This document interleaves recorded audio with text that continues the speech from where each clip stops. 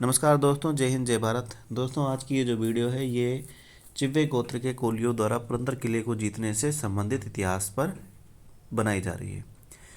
तो आप लोगों को सबसे पहले मैं बता देता हूँ, पुरंदर किला जो है एक बहुत ही महत्वपूर्ण स्थान है। 11वीं सदी में यादव राजवंश की राजधानी रही है और जो छत्रपति संभाजी महाराज हैं, जो कि मराठा साम्राज्य के एक बहुत ही बड़े राजा थे, उनका जन्म स्थान भी यही किला है।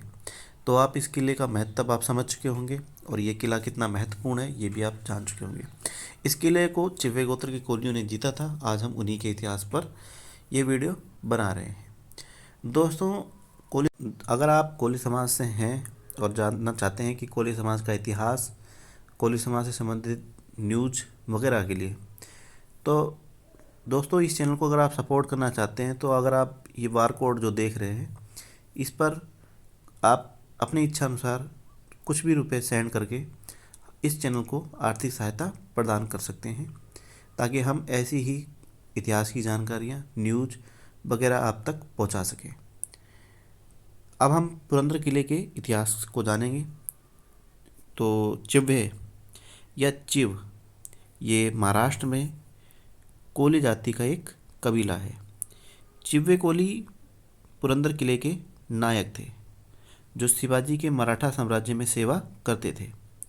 चिव्वे कोली मराठा साम्राज्य और बीदर सल्तनत में सैनिक, कृषक और वतनदार थे और बीदर बादशाह से सरनाईक की उपाधि उन्होंने प्राप्त की थी। पुरंदर के चिव्वे कोली ने आबाजी पुरंदरे नामक एक सरनायक की नियुक्ति के कारण पेशवा सरकार के खिलाफ विद्रोह कर दिया था, जो जाति से ब्राह्मण था। चिव्वे कोली आबाजी पुरंदरे के पक्ष में नहीं थे, क्योंकि वे वतनदार थे और पुरंदर भूमि पर उनके अधिकार को नियंत्रित कर रहे थे।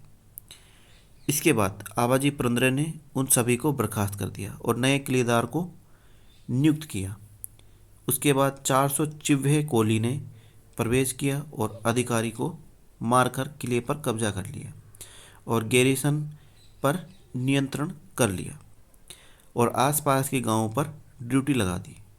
उन्होंने अपने हथियार निकाले और 7 मई 1764 को किले पर नियंत्रण करने के लिए आगे बढ़े। 5 दिन बाद उन्होंने रुद्रमल का किला ले लिया। दिलचस्प बात यह है कि उन्होंने किले के भीतर मामलों की देखरेख के लिए एक ब्राह्मण बिसाजी केशव को नियुक्त किया। उन्होंने किले में मौजूद राजकीय और निजी संपत्ति को भी सुरक्षित रखने के लिए हड़पना शुरू कर दिया। पेशवा रघुनाथ राव मंदिर में पूजा करने के लिए किले में गए थे, लेकिन वहां पेशवा को उनके द्वारा पकड़ लिया गया। अंत में गैरिसन ने घुड़सवार को भेजा और आसपास के क्षेत्रों से कर वसूलना शुरू कर दिया। इसके लिए फटकारे जाने पर कोंडाजी नाइक चिव्वे ने पेशवा को पत्र लिखा, तो फिर हम खाली पेट मालिक के किले की सुरक्षा कैसे कर सकते हैं, और 1 साल का वेतन और दर्शन की मांग की। क्रोधित रघुनाथ राव ने विद्रोही कोली को दंडित करने के लिए मराठा सैनिकों को भेजा, लेकिन मराठा सेना चिव्वे कोलियों द्वारा नियंत्रित किले में प्रवेश करने में असमर्थ थी। पेशवा ने विद्रोही चिव्वा कोली के परिवारों को जब्त करना शुरू कर दिया, महिलाओं और बच्चों को पीटा और उनके साथ दुर्व्यवहार किया और गांव को जला दिया। विद्रोहियों को रघुनाथ राव और उनके भतीजे के बीच तनाव के बारे में अच्छी तरह से जानकारी पता थी और उन्होंने मैसूर सीमा पर स्थित माधव राव के शिविर पे वफादारी के विरोध के साथ एक प्रतिमंडल भेजा। दमन के लिए रघुनाथ राव के प्रयास भी विद्रोहियों के सामने विफल रहे, जिन्होंने बाघ शिकारियों की शपथ ली थी और अब उन्होंने उन्हें बहाल करके गैरिसन को अपने पक्ष में जीतने का फैसला किया। तो दोस्तों, ये था चिव्वे गोत्र के कोलियों द्वारा पुरंदर किले को जीतने की इतिहास, और ये मराठा इतिहास के कई किताबों में इनका जिक्र है।